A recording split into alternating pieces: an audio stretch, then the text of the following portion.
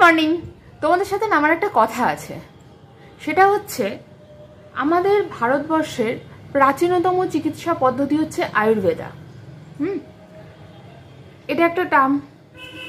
আর একটা টার্ম হচ্ছে diet control.